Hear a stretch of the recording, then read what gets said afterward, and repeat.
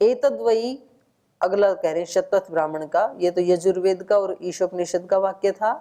एतद्वयी जरा मर्यम सत्रम यद अग्निहोत्रम, और ये उसमें भी आया है न्याय दर्शन में भी, चतुर्थ अध्याय में कह रहे हैं, वहां पर ये बात चलती है कि भाई ये सत्र जो है ये कब तक करना पड़ेगा। सत्र मतलब 12 दिन से आगे जो यज्ञ चल जाता है, एक दिन होता है वो अह, और 2 से 12 दिन तक होता है वो अहनी, सॉरी अहीन, और 12 दिन से आगे जो चलता है वो सत्र।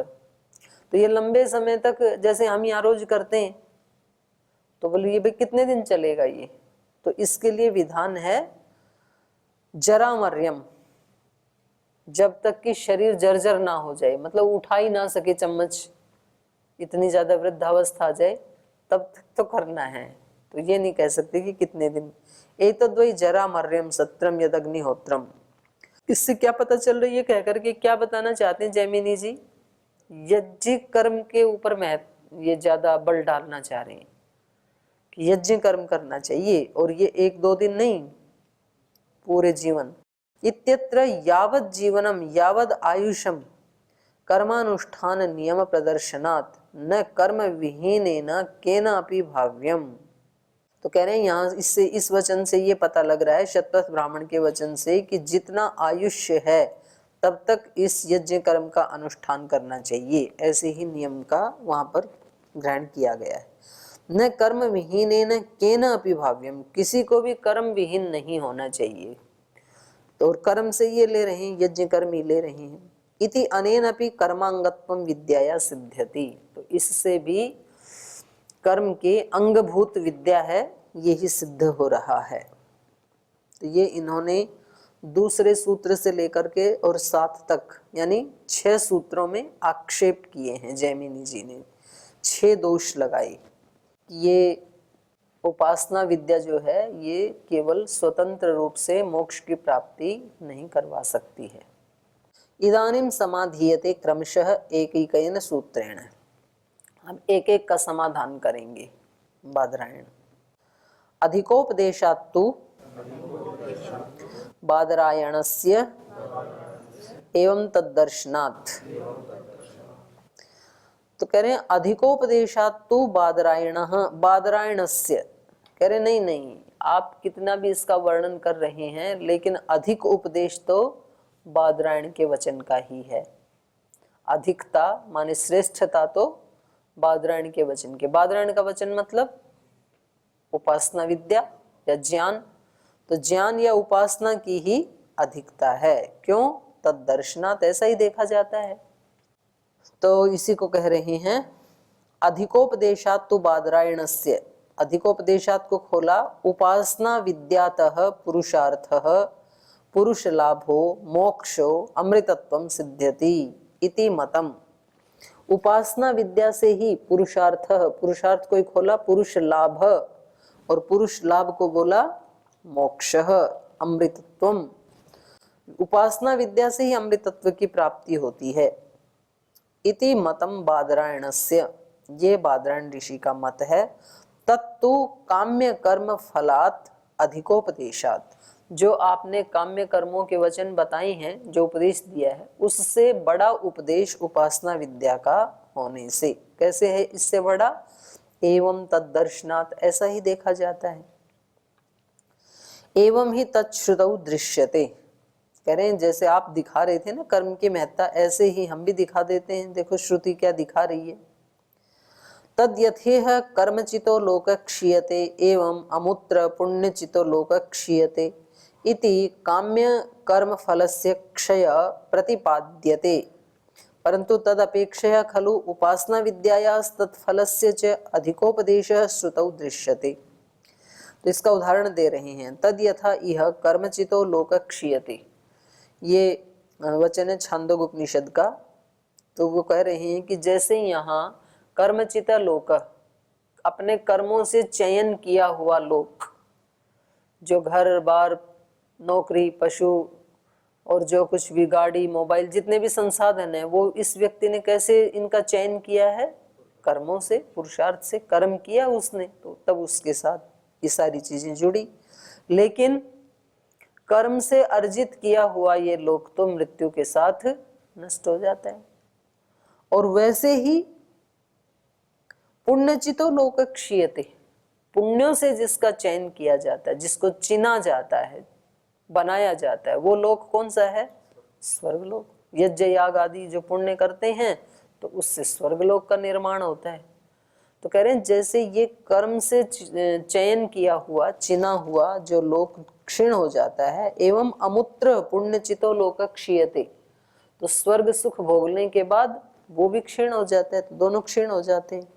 इति काम्य कर्म फलस्य क्षय प्रतिपाद्यते, तो यहाँ पर जो काम्य कर्म फल है उसका क्षय दिखाया गया है, प्रतिपादित किया गया है। परंतु तदपेक्षया खलु उपासना विद्यायाः तत्फलस्य च अधिकोपदेश है, लेकिन इस काम्य कर्म फल की अपेक्षा उपासना विद्या और उस उपासना विद्या के फल के बारे में अधिकोपदेश है, इससे ज्यादा चलने वाला उपदेश दिया गया है। श्रुतौ दृश्यते, श्रुति कहती है तद विज्ञानेन परिपश्यन्ति धीराः आनंद रूपम अमृतम यद विभाति। तद विज्ञानेन, उस ब्रह्म को जब जान लेते हैं उपासना विद्या आदि से या ज्ञान की अधिकता से, तो तद विज्ञानेन परिपश्यन्ति धीराः, उस उपासना के ज्ञान से जब धीर लोग इसको देख लेते हैं, किसको? आनंद रूपम अमृतम यद विभाति, जो तेज रूप है, भादीप्त दीप्ति स्वरूप है, आनंद रूप है, अमृत रूप है, उसको जब ये देख लेते हैं तो वहां पर इसका फल बताया है कि वो फिर नष्ट नहीं होते हैं। ब्रह्म विद्या ही अमृतम फलम प्रतिपाद्यते, अमृत का मतलब ही क्या है? जो कभी नष्ट नहीं होता है। तो उपासना विद्या का फल क्या है? कभी नष्ट नहीं होगा। और काम्य कर्म का फल क्या है? क्षीण होगा। चाहे इस लोक में आप कुछ भी बना लो, चाहे तो आप स्वर्ग लोक में बना लो, वो तो क्षीण होगा। तो बोले उल्टा है, आप तो कह रहे थे कि कर्म ही बड़ा है, उपासना उसका अंगभूत है, लेकिन कर्म का तो नाश हो जाता है, श्रुति कह रही है, लेकिन आध्यात्मिक ज्ञान है वो नष्ट नहीं होता, वो अमृत है। तथा च, और ऐसे ही यजुर्वेद में दूसरा वचन मिलता है, आत्मना आत्मानम अभिसंविवेश, आत्मा से आत्मा में प्रवेश करे। तो यहाँ एक आत्मा का मतलब है जीवात्मा और दूसरे का मतलब है परमात्मा। तो वहां पर बाकी तो सारी चीजें हट गई, शरीर, इंद्रियां, कर्म, पुण्य सब तो हट गए। वहां पर तो विशुद्ध रूप से आत्मा से ही उस परमात्मा में प्रवेश किया जा सकता है, सब चीजों को छोड़ के। संविशति आत्मना आत्मानम यह एवं वेद, और मांडुक्य उपनिषद का प्रमाण दिया कि जो इस रहस्य को जानता है, यह एवं वेद, जो इस रहस्य को जानता है वो आत्मना आत्मानम संविशति, बाकी के सब कर्म कांड आदि छोड़ करके आत्मा से उस परमात्मा में प्रवेश करता है। तो कह रहे हैं ब्रह्म प्राप्तिर विधीयते, तो यहाँ पर ब्रह्म की प्राप्ति का विधान किया है। और साचे ब्रह्म विद्या, वो ब्रह्म की प्राप्ति किससे होगी? ब्रह्म विद्या से होगी। अत्र कर्मणः संस्पर्शोपि न अपेक्षिता, कर्म का तो यहाँ संस्पर्श ही नहीं है, आत्मा ना कहा ना, तो कर्म तो सब इंद्रिय शरीर आदि से करता है, तो यहाँ तो कर्म की कोई अपेक्षा ही नहीं कि वो कर्म से या पुण्य के फल से इसमें प्रवेश करे, ऐसा है ही नहीं। यहाँ तो विशुद्ध आत्मा के द्वारा ही उस परमात्मा में प्रवेश किया जाता है, मोक्ष सुख को पाया जाता है, ये वर्णन किया गया है। अत्र ब्रह्म प्राप्ति विधीयते सच ब्रह्म विद्या अत्र कर्मणः संस्पर्शो अपि न अपेक्षितः इत्थं कर्मणः तत्फलाच्च अधिकोपदेशात् न कर्म अंगत्वं विद्याया किंतु स्वातंत्र्यमेव खलु उपासना विद्यायाः सिद्ध्यति। तो कह रहे हैं इत्थम, इस प्रकार से कर्मणः तत्फलाच्च, कर्म और उस कर्म का फल, उससे अधिकोपदेशात्, उपासना विद्या का बड़ा उपदेश होने से, अधिक उपदेश होने से, ऊंचा उपदेश होने से न कर्मंगत्वम विद्यायाः, कर्म का अंगत्व नहीं है विद्या, किंतु स्वातंत्र्यमेव, बल्कि उपासना विद्या अपने आप में स्वतंत्र है। स्वातंत्र्यमेव खलु उपासना विद्यायाः सिद्ध्यति, यही सिद्ध होता है इन सारे, मतलब ये एक एक सूत्र के उससे उत्तर दे रहे हैं अभी। जैसे दूसरे सूत्र का उत्तर दिया है ये 8वें में, ऐसे ही तुल्यम तु तद्दर्शनम, अब ये जो है इसका उत्तर दे रहे हैं आचार दर्शनात् का, जो तीसरा सूत्र था ना उसका उत्तर दे रहे हैं। यच्च आचार दर्शनम उक्तम, आपने कहा था ना कि ऐसा ही आचरण देखा जाता है, तो कह रहे हैं आपने उदाहरण दिया था जनक का और उनका अश्वपति का।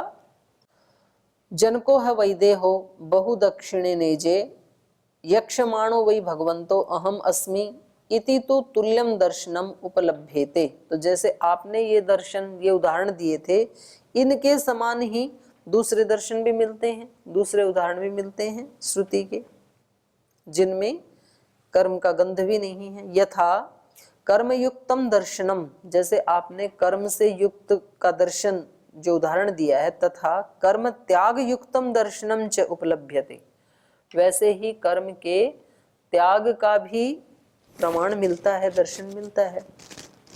तदह स्म एतत् पूर्वे विद्वांसो अग्निहोत्रम न जुह्वान चक्रुहु, ये कौशिक की आरण्यक का वचन है।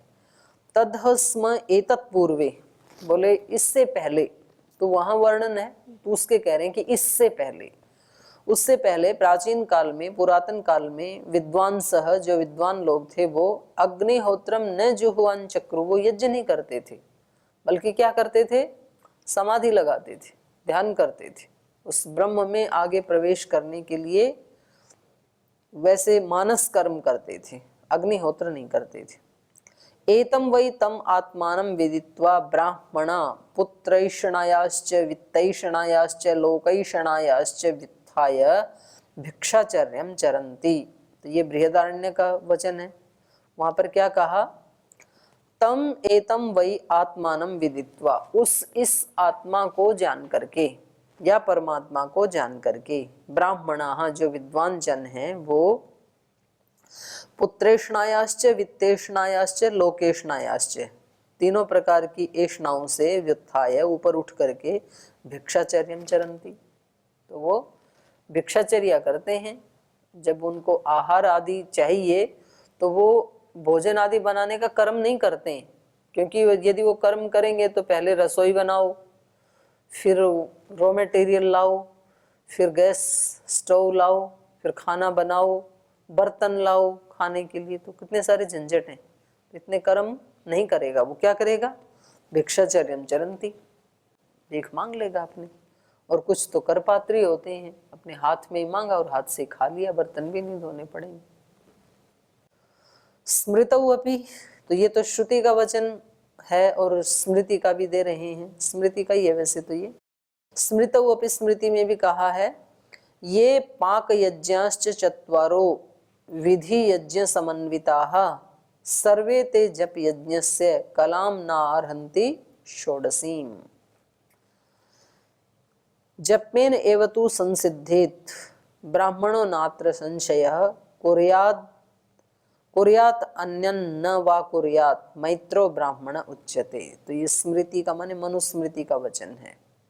मनुस्मृति में कहा, ये पाक यज्ञास चत्वार, जो 4 पाक यज्ञ हैं, विधि यज्ञ समन्विता, विधि यज्ञ मतलब जिन 5 यज्ञों का विधान किया है, 5 महायज्ञ बताए हैं ना, ब्रह्म यज्ञ, देव यज्ञ, पितृयज्ञ, बलिवैश्व देव यज्ञ और अतिथि यज्ञ, तो कह रहे हैं उनमें से ये पाक यज्ञाश्च चत्वार, 4 जो है वो पाक यज्ञ हैं। पाक यज्ञ माने जिनमें पकाना पड़ता है खाना।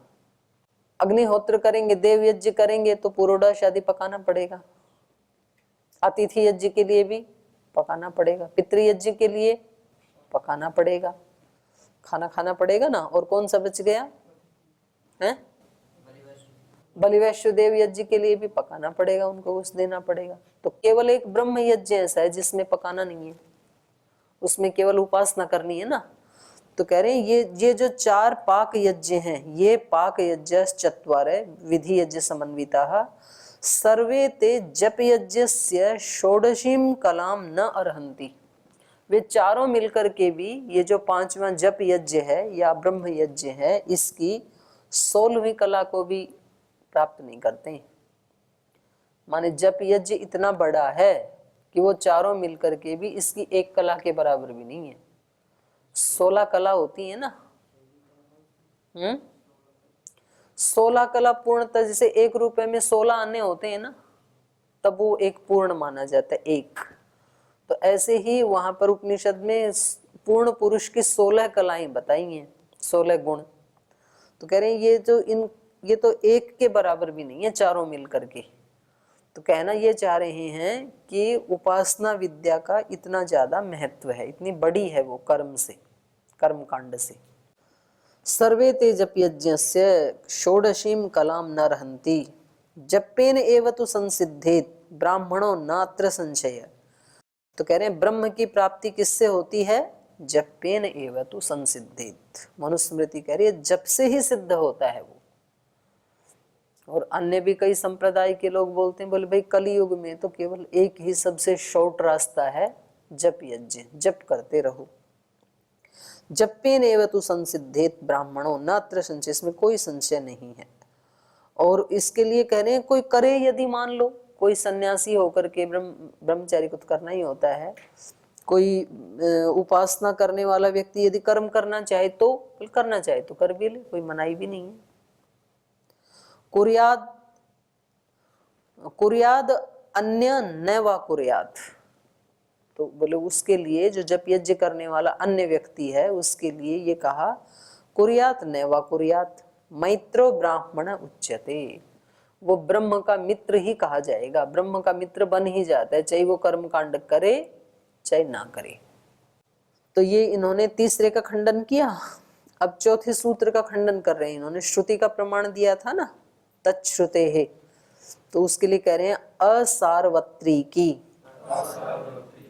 वो जो आपने श्रुति का प्रमाण दिया था वो श्रुति सार्वत्रिक नहीं है, सार्वभौम नियम नहीं है, वो केवल गुरुकुल में पढ़ने वाले विद्यार्थी के लिए कहा है कि भाई इतने दिन विद्या पढ़ी है गुरु से, तो पहले इनका जो कुछ बचे हुआ काम है वो करके फिर जाना।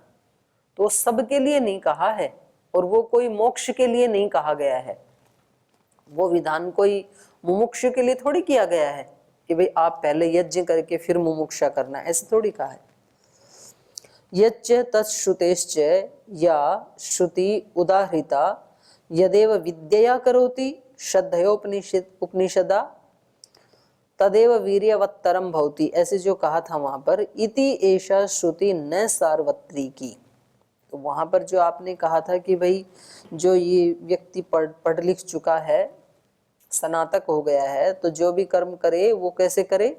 श्रद्धा से करे, उपासना से करे, सद्भावना से करे। तो एक तो ये तो उस कर्म को श्रेष्ठ बनाने के लिए कहा जा रहा है कि बिना श्रद्धा के ना करे। दूसरा इति एषा श्रुति न सार्वत्रिकी, ये कोई सार्वत्रिक श्रुति थोड़ी है, किंतु सा खलु उद्गीत प्रकरणी का अस्ति। तो उद्गीत उपासना करने वाले जो उद्गीत प्रकरण में जो ये वचन कहा है, तो ये केवल उन ब्रह्मचारियों के लिए है जो उद्गीत उपासना करते हैं। तो भाई तुम केवल उपासना मत करना, गुरु के प्रति जो कर्तव्य वो भी पूरा करना। न ब्रह्म विद्या प्रकरणी का, उद्गीत प्रकरणी का है वो, ब्रह्म विद्या प्रकरणी का नहीं है ये श्रुति। तस्माद विद्या न कर्मांगम, इसलिए ज्ञान जो है वो कर्म का अंग नहीं है, अंगभूत नहीं है, बल्कि स्वतंत्र है। उद्गीत प्रकरणिका में केवल उपासना के बारे में कहा है, तो वो उपासना कैसे करनी, उपासना और कर्म दोनों के बारे में कहा है उद्गीत उपासना वाले में। तो वो कैसे करना चाहिए? तो बोले भाई श्रद्धा भक्ति से करना ये कर्म। और जो ब्रह्म विद्या प्रकरणिका है उसमें केवल ब्रह्म प्राप्ति की विद्या के बारे में वर्णन है, तो वो सार्वत्रिक नहीं है ये श्रुति, ऐसा इनका कहना है। विभागः शतवत् अब अगला जो इन्होंने कहा था समन्वारंभणात् की भी दोनों के मेल से ही मोक्ष की प्राप्ति होती है, तो उसका खंडन कर रहे हैं। यच्च उक्तम समन्वारंभणात् तम विद्याकर्मणि समन्वारभेते, विद्या और कर्म का संयुक्त रूप से वहां पर वर्णन किया है फल देने में। तो कहा तयोः विद्याकर्मणो विभागो वेदितव्यः फलावाप्तौ, फलौ आप्तौ, फल की प्राप्ति में विद्या और कर्म का वहां पर विभाग करके बताया, ऐसा जानना चाहिए। माने उपासना को गौण करने के लिए कहा, ऐसे थोड़े है वहां पर वर्णन, बल्कि दोनों का ही 50-50% महत्व है, ये कहा है वहां पर। यदा विद्या व कर्म समन्वारभते तदा किमपि फलम विद्या निर्वर्तयति किमपि च फलम कर्म साधयति देहपात अनंतरम। बोले वहां पर जो कहा है कि भाई समन्वय से फल मिलता है, तो उसका मतलब ये है कि शरीर पात के बाद, शरीर की मृत्यु के बाद जो सुख दुख मिलेंगे, तो उसमें कुछ भाग तो ज्ञान का होता है और कुछ भाग कर्म का होता है। कैसे? विभागशः खलु फलम अनयोर भवति, दोनों का विभागशः फल होता है। कैसे? शतवत, सूत्र में जो कहा ना शतवत, 100 के समान। कैसे? यथा ही शतम देयम, मान लो किसी को 100 रुपए देने हैं और लेने वाले कोई 2 व्यक्ति हैं, तो क्या करेगा? कस्मैश्चित 50 कस्मैश्चित च 50 इतिवत विभाग, तो विभाग करके दोनों को 50-50 दे देगा। तो ऐसे ही यहाँ पर ज्ञान और कर्म का 50-50% रोल रहता है जो सुख दुख हमें मिलते हैं, और कर्म भी ज्ञान पूर्वक ही होते हैं। कोई भी कर्म व्यक्ति करेगा तो उसको पहले उसका ज्ञान तो होना चाहिए ना, तो ज्ञान तो वैसे भी मुख्य हो गया।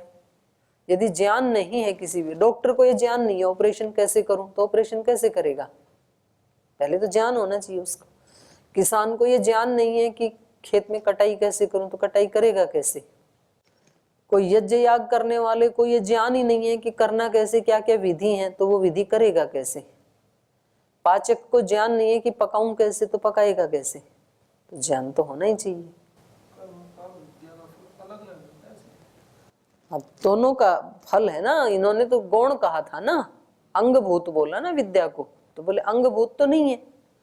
जो आपने कहा इससे भी क्या पता लग रहा है, इस वाक्य से भी 50-50% है दोनों का। वचनम ही एतत् कर्म फल हेतुकम इति, बस ये कहना चाह रहे हैं कि कर्म फल में ये दोनों हेतु बनते हैं, उपासना भी और कर्म भी। आगे कह रहे हैं अध्ययन मात्रवतः, तो ये जो इन्होंने कहा था ना तद्वतो विधानात्, विद्या वालों के लिए भी विधान किया गया है इस सूत्र में, 6ठे सूत्र में, कि भाई वहां पर कहा है कि आचार्य कुल से वेद को पढ़ करके और फिर गुरु के प्रति जो बचे हैं कर्म उनको पूरा करे। तो कह रहे हैं वो क्या है? अध्ययन मात्रवत, जिसने वहां अध्ययन किया है मात्र उसके लिए है वो नियम, प्रत्येक मोक्ष प्राप्ति वाले के लिए थोड़ी है वो विधान। तद्वतो विधानात्, जो 6ठे सूत्र में कहा, आचार्य कुलाद वेदम अधीत्य यथा विधानम गुरोः कर्मातिशेषेण, आचार्य कुल से जिसने वेद पढ़ा है और वेद पढ़ के जिसको अब जाना है, तो केवल मात्र उसके लिए ये विधान है कि भाई आप अशेष रूप से पहले गुरु के कर्मों को पूरा करना, जो भी लेन देन बचा है। तदिदम अध्ययन मात्रवतो जनस्य, माने हमारे आचार्य कुलम से यदि कोई जाएंगे बच्चे, तो उनको कहेंगे ना भाई इतनी फीस आपकी शेष बची है, तो इसको पहले पूरी भर करके और फिर आप अपने घर जाना, तब आपको डिग्री मिलेगी यहाँ की। तो ये तो उनके लिए विधान है केवल, जिन्होंने अपने कर्म पूरे नहीं किए।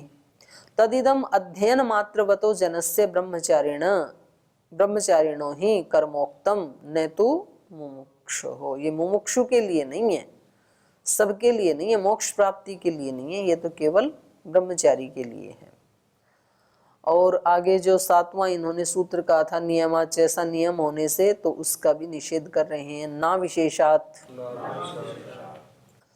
कह रहे नहीं, कर्म का नियम नहीं है, बल्कि वहां पर तो अविशेषात, सामान्य रूप से कही है ये बात।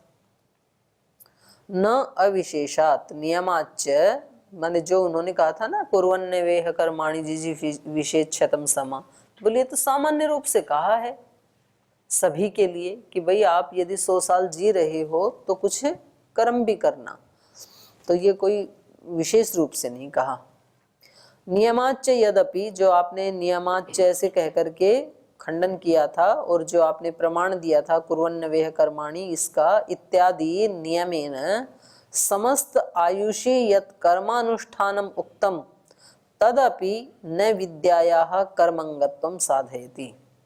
बोलो वो सामान्य रूप से जो कहा है और उसको चलो आप नियम भी मान लो कि समस्त आयुषी यत् कर्म अनुष्ठानम उक्तम, इन्होंने कहा था ना भी जरा मृत्यु तक करना है ये, तो जरा मृत्यु तक तो खाना भी खाते हैं, तो क्या खाना खाना ये जो कर्म है ये इस कर्म के साथ उपासना का अंगत्व हो जाएगा क्या? भाई आजीवन कर्म करने वाले तो बहुत सारे कर्म है ना, ब्रश भी करेगा व्यक्ति, बोल जी जिसके दांत टूट जाए वो तो नहीं करेगा, तो वो वैसे लगा करके करता है, साफ तो करने पड़ते हैं, खाना भी खाना होता है। तो ये सामान्य रूप से कहा है कि भाई कर्म करते रहना जब तक जियो।